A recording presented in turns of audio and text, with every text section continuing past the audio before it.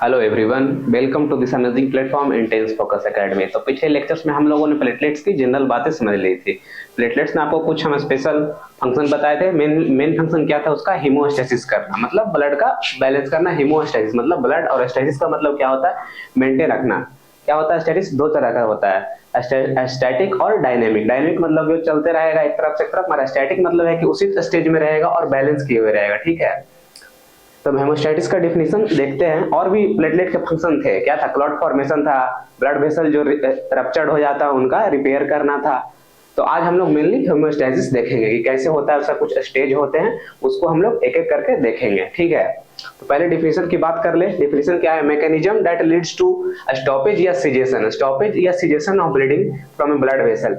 Blood vessel से मतलब वो रप्चर्ड हो गया या उसको कुछ इंजरी पहुंची, तो उससे ब्लड निकलेगा और उसी को सीजेशंस मतलब निकलते रहेगा, तो बॉडी में दिक्कत हो जाएगा, शॉक का कंडीशन हो जाएगा। यदि बॉडी से ज्यादा ब्लड निकल जाएगा या फ्लूइड निकल जाता है तो क्या होता है कि शॉक हो जाता है। उसका क्या कॉम्प्लिकेशन होगा कि शॉक। ठीक है, तो उसी को जो ब्लड वेसल से ब्लड रोकने की या स्टॉपिंग सीजेशन करने के मैकेनिज्म को हम लोग हीमोस्टेसिस कहते हैं।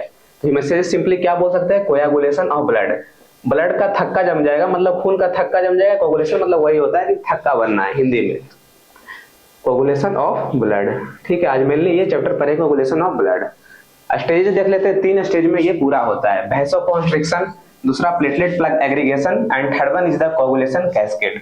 ठीक है, वैसोकॉन्स्ट्रिक्शन क्यों होगा? यदि कहीं भी आपको चोट लगा बॉडी में और वो वेसल्स तक पहुंच गया है, यदि चोट लगा तो सबसे पहला काम बॉडी का क्या होगा कि ब्लड ज्यादा बॉडी से बाहर नहीं निकले। ज्यादा निकल जाएगा तो वही शॉक का कंडीशन हो जाएगा, तो बॉडी उसके लिए कुछ तैयारी करेगा अपना। तो वही सबसे पहला हम लोग स्टेज देखते हैं, वैसोकॉन्स्ट्रिक्शन। वैसोकॉन्स्ट्रिक्शन पहले सबसे पहले क्या हुआ कि ब्लड वेसल्स में चोट आया, आपको इंजरी हुआ या कुछ चोट लग गया या इंटरनल मैकेनिज्म से कोई ब्लड वेसल्स रप्चर हो गया है। ठीक है, तो इंजरी या ब्लड वेसल्स होगा, समझते हैं पहले। ये जैसे देखिए ब्लड वेसल हो गया, ब्लड वेसल, इसमें खून बह रहा है। तो इसमें क्या हुआ? पहले यहाँ पर क्या हुआ कि इसको रप्चर हो गया, यहाँ पर चोट लग गया, ये यहाँ पर रप्चर हो गया, ये रप्चर हो गया। टिश्यू फैक्टर, टिश्यू फैक्टर क्या होता है? 2 फैक्टर होगा, पहला टिश्यू फैक्टर और कोलेजन फैक्टर। तो पहले टिश्यू फैक्टर है, यहाँ पर इसको वुंड हो गया या कुछ चोट लग गया, तो ये क्या रिलीज करेगा? ये रिलीज करेगा thromboxane A2 and serotonin. Serotonin release करेगा, और ये क्या कराता है? Thromboxane and serotonin blood vessels में वैसोस्पाज्म कराता है, जिसके कारण क्या होगा? जो ब्लड है वो बॉडी से बाहर उसका फ्लो कम जाएगा। ठीक है, तो यहाँ समझते हैं, उसी को लिखा हुआ है। इंजरी या ब्लड वेसल्स होगा तो इंजर्ड पार्टली जब क्या रिलीज करवाए थे? Serotonin and thromboxane A2, thromboxane A2। ठीक है, तो ये क्या कराएगा? ये कराएगा vasospasm. It causes vasospasm, vasospasm. और कहां कराएगा वैसोस्पाज्म? In blood vessels.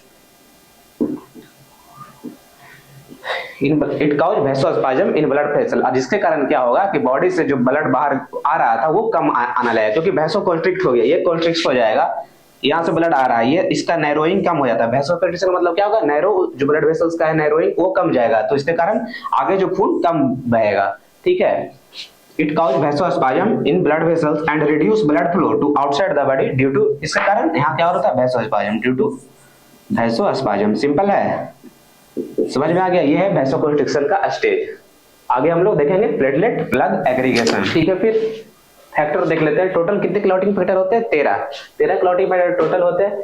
पिछला हम लोग क्या बताए थे? विटामिन के किसके लिए जरूरी है? फैक्टर 2, 7, 9, 10 के लिए, अपना प्रोडक्शन करने के लिए। ठीक है, 2, 7, 9, 10 विटामिन के उसके लिए जरूरी है। आपको पिछला क्लास में हम लोग बताए थे कि कुछ एंटीकोएगुलेंट्स होते हैं। कौन कौन होते हैं? नेचुरल एंटीकोएगुलेंट, हेपेरिन, और एक होते हैं क्या? कोयामुरिन डेरिवेटिव्स। कोयामुरिन डेरिवेटिव्स, कोयामुरिन डेरिवेटिव्स में आपको क्या बोले थे याद रखने के लिए? वारफेरिन। ये दोनों आपको मेनली सुनने को मिलेगा एंटीकोएगुलेंट्स में, हिपेरिन एंड वारफेरिन। तो ये क्या करते हैं?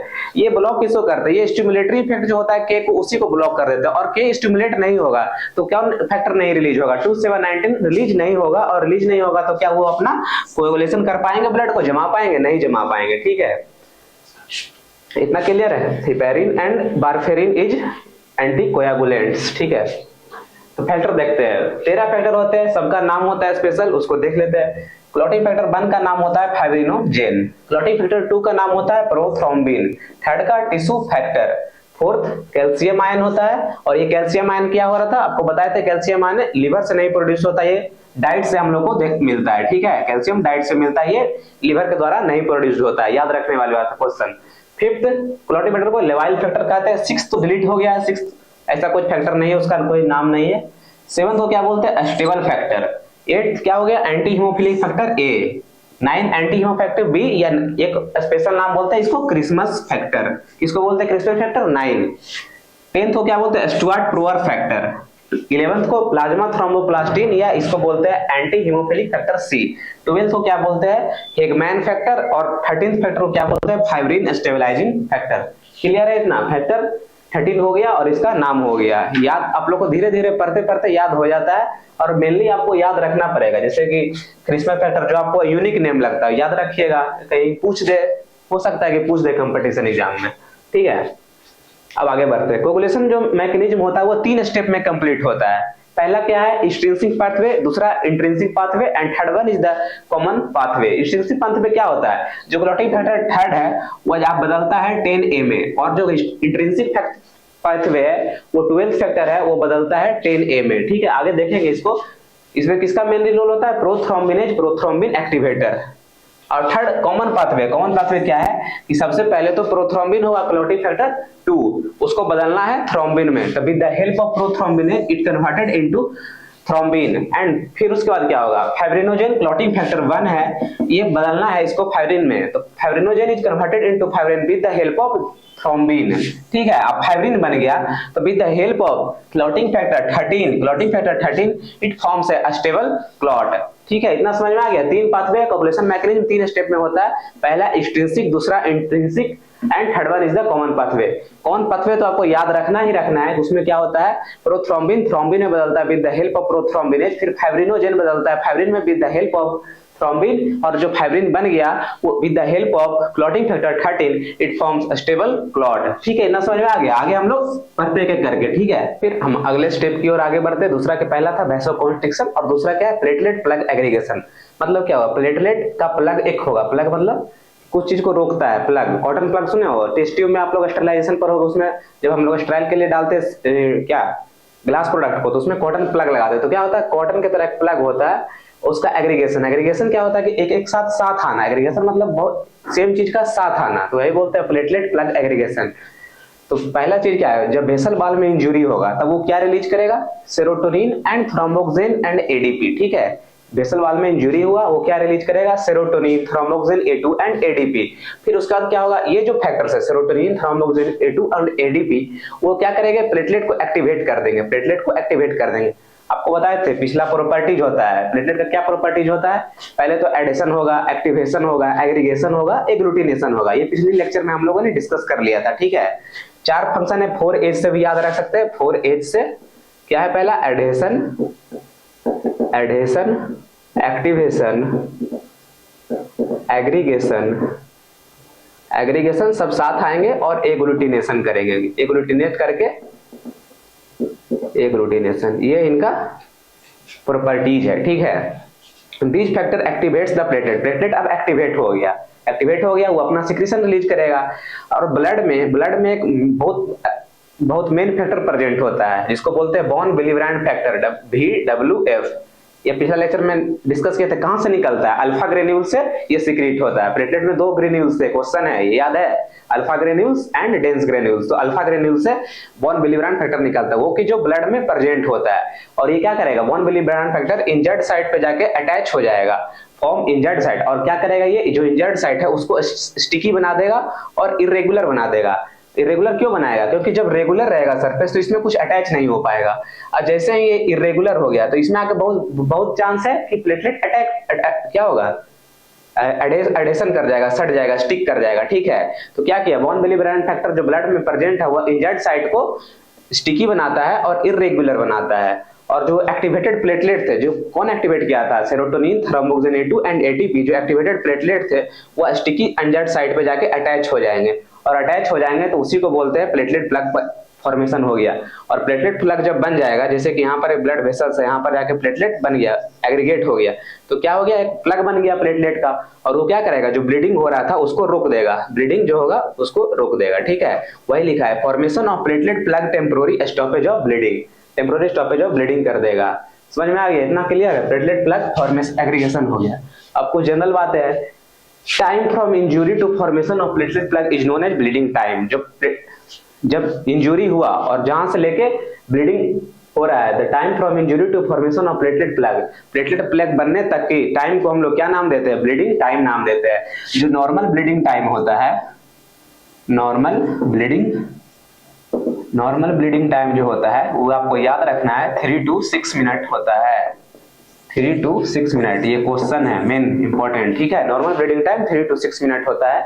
आगे देखते हैं, जब प्लेटलेट में कुछ डिसफंक्शनिंग आ जाएगा, मतलब वो अपना फंक्शन पूरा अच्छे से नहीं कर पाएगा, उसी को बोलते हैं डिसफंक्शनिंग। जब प्लेटलेट डिसफंक्शनिंग हो जाएगा तो वो क्या लीड करेगा, वो प्रोलॉन्ग ब्लीडिंग टाइम लीड करेगा, डेट इज कितना, ग्रेटर देन 6 मिनट। जब 6 मिनट से ज्यादा ब्लड रुकने में लग जाए तो उसको क्या बोलते हैं, प्लेटलेट डिसफंक्शनिंग, और उसको क्या नाम देंगे, प्रॉपर टर्म नाम देंगे, prolonged bleeding time, that is greater than 6 minute. ठीक है, इतना हम लोग बात था प्लेटलेट प्लग एग्रीगेशन में। थर्ड आ जाते हैं कोयागुलेशन मैकेनिज्म। कोगुलेशन कैस्केड बोलते हैं इसको, कैस्केड इसलिए बोलते हैं कि मल्टी इंटरलिंक्ड स्टेप है, मतलब कि एक फैक्टर बिना एक्टिवेट हुए अगला फैक्टर को एक्टिवेट नहीं करेगा, ये बहुत सारे स्टेप से मिलकर बना है, इसीलिए बोलते हैं मल्टीपल इंटरलिंक्ड स्टेप, और ये कैस्केड बनाता है। कैस्केड इसलिए कह रहे हैं क्योंकि एक फैक्टर बिना एक्टिवेट हुए दूसरे फैक्टर को एक्टिवेट नहीं कर पा रहा है। ठीक है, तो ये कोगुलेशन मैकेनिज्म क्या है, ब्लड क्लॉटिंग फैक्टर के थ्रू ब्लड को क्लॉट करना, ब्लड को जमाना, इसी प्रोसेस को कहते हैं कोयागुलेशन मैकेनिज्म। क्लॉटिंग फैक्टर के थ्रू ब्लड को जमाना, इसी प्रोसेस को कहते हैं कोगुलेशन मैकेनिज्म। तो लिखा है process of blood clotting through clotting factor. ठीक है, और जो क्लॉटिंग फैक्टर होता है, क्लॉटिंग फैक्टर बहुत सारे 13 क्लॉटिंग फैक्टर होते हैं। ठीक है, और ये 13 क्लॉटिंग फैक्टर लीवर के द्वारा प्रोड्यूस्ड होता है। Clotting factor is produced by liver. ठीक है, याद रखना है, किससे क्लॉटिंग फैक्टर जितने भी वो किससे रिलीज हो रहे हैं, लीवर से रिलीज हो रहे हैं। ठीक है, या प्रोड्यूस हो रहे हैं, रिलीज नहीं हो रहे, प्रोड्यूस हो रहे हैं, वहां बन रहे हैं, सिंथेसाइज लीवर कर रहा है। ठीक है, एक्सेप्ट किसके, कैल्शियम +2, ये डाइट से हमारे आता है। और कौन सा, टिश्यू फैक्टर रिलीज कहां से होता है, जहां चोट लगी हो, इंजर्ड साइड, जिस ब्लड वेसल में चोट लगी हो वही रिलीज करता है टिश्यू फैक्टर। ठीक है, clotting factor is produced by liver except calcium +2 and tissue factor. Vitamin K का कहां जरूरत होता है, विटामिन के भी एक इंपॉर्टेंट है क्लॉटिंग फैक्टर में। जो क्लॉटिंग फैक्टर 2 है, 7 है, 9 है, 10 है, वो विटामिन के द्वारा स्टिमुलेट होता है और लिवर के द्वारा प्रोड्यूस होता है। ठीक है, तो वही लिख रहा है, produced by liver but with the help of vitamin के। विटामिन के यदि स्टिमुलेट नहीं होगा तो ये 2, 7, 9, 10 भी नहीं रिलीज होगा या प्रोड्यूस नहीं होगा लिवर से, और इसके कारण क्या होगा, हमारा कोगुलेशन मैकेनिज्म फेल कर जाएगा, जिसके कारण ब्लड क्लॉटिंग या ब्लीडिंग टाइम बढ़ जाएगा, या ब्लड क्लॉट नहीं हो पाएगा। ठीक है, और जो क्या था, टू से produced by liver but with the help of vitamin के।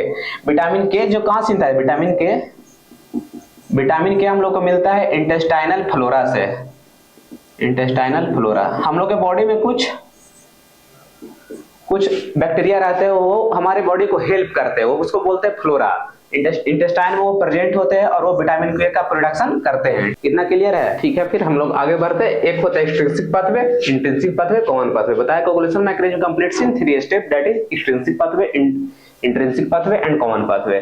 तो जो एक्सट्रिंसिक पाथवे मतलब समझ रहे, बाहर वाला, जहां चोट लगा उससे कुछ फैक्टर्स रिलीज हो गए, चोट लगा वो टिश्यू फैक्टर होता है, tissue factor injured side tissue factor release करता है, tissue thromboplastin, that is third. ठीक है, और इंट्रिंसिक पाथवे क्या होगा, इंट्रिंसिक पाथवे मतलब कुछ इंट्रिंसिक नाम से पता चला अंदर। तो जब ब्लड वेसल्स को इंजरी होता है, वो टूटता है, तो किससे बना होता है, कोलेजन फाइबर से बना होता है। ठीक है, कोलेजन फाइबर कोलेजन फैक्टर होता है, कोलेजन फैक्टर से समझिए कोलेजन फैक्टर होगा, एक तो टिश्यू फैक्टर हो गया और दूसरा इंट्रिंसिक पाथवे में कोलेजन फैक्टर होता है, क्योंकि ब्लड वेसल्स किससे बना होता है, कोलेजन से, वो टूटेगा तो कोलेजन निकलता है, कोलेजन फाइबर। ठीक है, इतना समझ में आया। Extrinsic pathway and intrinsic pathway में यही अंतर है, एक बाहर से होता है, एक अंदर से होता है। तो जब कोई इंजर्ड साइट है वहां पर वो third tissue thromboplastin tissue factor release हुआ, क्लॉटिंग फैक्टर थर्ड। फिर तो क्या है, थर्ड जो फैक्टर है वो सेवंथ फैक्टर को with the help of third seventh a बनाएगा, ठीक है, सेवंथ ए बनाया, फिर seventh a further with the help of clotting factor third and fifth a factor जो टेंथ फैक्टर है उसको टेंथ ए में बदलेगा। लास्ट प्रोडक्ट क्या हम लोग को बनाना है बताइए, टेंथ बना क्लोटिंग फैक्टर 10A बनाना है, ठीक है, इसमें भी 10A बन रहा है और उसमें भी 10A बन रहा है। और जो 10A है with the help of calcium plus 2 phospholipid and clotting factor 5 ये बना लेगा प्रोथ्रोम्बिनेज। प्रोथ्रोम्बिनेज बनाना हमारा मेन मकसद है, क्योंकि क्या मेन मकसद क्यों है, क्योंकि कॉमन पाथवे में प्रोथ्रोम्बिन जब तक कि थ्रोम्बिन में नहीं बदल देगा तब कोई आगे बढ़ पाएगा, जब तक वो क्लॉट बना पाएगा नहीं बना पाएगा। तो मेन मकसद हमारा क्या है कि प्रोथ्रोम्बिनेज बनाना है, ठीक है। और इंट्रिंसिक एक्सट्रिंसिक पाथवे में कौन कौन फैक्टर हम लोग का कौन कौन फैक्टर इंक्लूडेड है, क्लोटिंग फैक्टर थर्ड, सेवंथ और कौन टेंथ, ठीक है। मेनली इस फैक्टर से हम लोग इसको पहचानते हैं, इंट्रिंसिक पाथवे है, बीच बीच में ये हेल्पिंग फैक्टर्स आ रहे हैं, ठीक है। आगे हम लोग बढ़ते हैं इंट्रिंसिक पाथवे में। इंट्रिंसिक क्या बोले थे कि जब हम लोग का ब्लड वेसल टूटता है या इंजरी होता है तो कोलेजन फाइबर रिलीज करता है, ठीक है, कोलेजन फैक्टर। नॉर्मली क्या होता है, नॉर्मली जो ब्लड वेसल्स में है ना वो ब्लड नॉर्मली सर्कुलेट होते रहता है, नॉर्मली लिक्विड फॉर्म में सर्कुलेट होते रहता है, ठीक है। जब तक ये उसमें कोई इंजरी नहीं आती है या कुछ नहीं आता है तब तक वो कोलेजन फाइबर रिलीज नहीं करता। जब कोलेजन फाइबर रिलीज होगा तो ये क्या करता है, जो क्लोटिंग फैक्टर 12th है उसको 12th ए में बदल देता है, ठीक है, 12th को 12th ए में बदल देता है कोलेजन फाइबर। फिर फर्दर क्या होगा, जो 11th फैक्टर है with the help of 12th ए ये बनाता है 11th ए, ठीक है। उसका फर्दर क्या होगा, with the help of 11th ए जो 9th फैक्टर है, ये IX लिखे है गलती से, IX ये भी बड़ा में लिखा है IXA with the help of 11th A 9th factor is converted into 9th ए। फिर 9th ए क्या करेगा, with the help of calcium plus 2 and the clotting factor 5 and clotting factor 8 ये जो 10th फैक्टर है 10th ए बनाएगा। और लास्ट हम लोग क्या बनाना था 10th ए, ठीक है, 10th ए बन गया। और 10th A with the help of calcium plus 2 and phospholipid and clotting factor 5 it forms prothrombinase, ठीक है, इतना समझ में आ गया। इसमें कौन कौन फैक्टर शामिल है इंट्रिंसिक फैक्टर में, देखो 12th है और क्या है 11th है और क्या है 9th है, 9th यहाँ पर है और 10th तो दोनों में कॉमन है, 10 और 10 कॉमन है। इसमें कौन था, 3rd 7th 10th, उसमें क्या है 12th 11th 9th, ठीक है। इसमें फैक्टर इंक्लूडेड है इंट्रिंसिक में 12th 11th एंड 9th, ठीक है। अगला जो लास्ट पाथवे है वो कॉमन पाथवे है, इसमें तो आपको पिछला में डिस्कस किया था, अभी भी कर लेते हैं। Prothrombin is converted into thrombin with the help of prothrombinase that is found in the extrinsic pathway and intrinsic pathway, ठीक है। फिर क्या है, फाइब्रिनोजेन होता है factor number 1, factor number 1 with the help of thrombin fibrinogen converted into fibrin. और fibrin क्या हो जाएगा, fibrin further with the help of clotting factor 13 last factor it is known as fibrin stabilising factor और it forms a stable clot, ये एक stable clot बना लेगा, ठीक है। अब हम लोग क्लॉट बन गया, मेन मकसद पूरा हो गया, क्लॉट बन गया, खून पूरी तरीका से रुक गया और धीरे धीरे ये हीलिंग जाएगा। आप लोग इसको पढ़ेंगे वुंड हीलिंग में, ठीक है। Formation of stable clot through clotting factor is known as clotting time. Stable clot का बनना क्लॉटिंग फैक्टर से उसको बोलते हैं क्लॉटिंग टाइम। और ये नॉर्मल क्लॉटिंग टाइम कितना होता है, normal clotting time is 3 to 8 minute, ठीक है। इसको याद रखना है आपको, ये क्वेश्चन है, ये कहीं भी क्या मेन इंपॉर्टेंट क्वेश्चन है, पूछ लेगा आपको। 3 से 8 मिनट होता है नॉर्मल क्लॉटिंग टाइम। और ब्लीडिंग टाइम आपको क्या बताए थे, दैट इज 3 to 6 मिनट। और वही जब ग्रेटर देन 6 मिनट हो जाए ब्लीडिंग टाइम उसको बताए थे प्रोलॉन्ग्ड ब्लीडिंग टाइम। वैसे ही क्लॉटिंग टाइम जब ग्रेटर देन 8 मिनट हो जाए तो उसको क्या नाम देंगे, प्रोलॉन्ग्ड क्लॉटिंग टाइम देंगे, ठीक है। इफ एबनॉर्मलिटी या deletion of any clotting factor या कोई एबनॉर्मलिटी आ जाए या क्लॉटिंग फैक्टर कोई डिलीट कर जाए, बॉडी में है ही नहीं, तो जिसके कारण क्या होगा, क्लॉटिंग टाइम का जो रेट है वो प्रोलॉन्ग बढ़ जाएगा, that is greater then 8 minute, ठीक है। इसी को बोलते हैं प्रोलॉन्ग क्लॉटिंग टाइम। और इसका एप्लीकेशन आपको क्लिनिकल में देखने को मिलेगा, जब भी कोई ऑपरेशन होता है तो डॉक्टर उसमें लिखते हैं जाइए BT एंड CT करा लीजिए। BT एंड CT मतलब क्या होता है, bleeding time and clotting time. और ये इसीलिए कराना जरूरी है कि ऑपरेशन में कितना खून बह जाएगा या नहीं क्लॉट अच्छा से जम पाएगा तो लॉस ऑफ ब्लड ज्यादा हो जाएगा चांसेस, ठीक है। इसके कारण फिर बॉडी शॉक में चल जाएगा, उसी को मैनेज करने के लिए ये BT और CT कराया जाता है, ठीक है। आज का लेक्चर हम लोग यहीं तक रखते हैं, ठीक है। अब और जो भी आपको कोई भी दिक्कत हो या क्यूरी हो वो आप कमेंट बॉक्स में पूछा करिए, ठीक है। आज के लिए इतना ही, थैंक यू।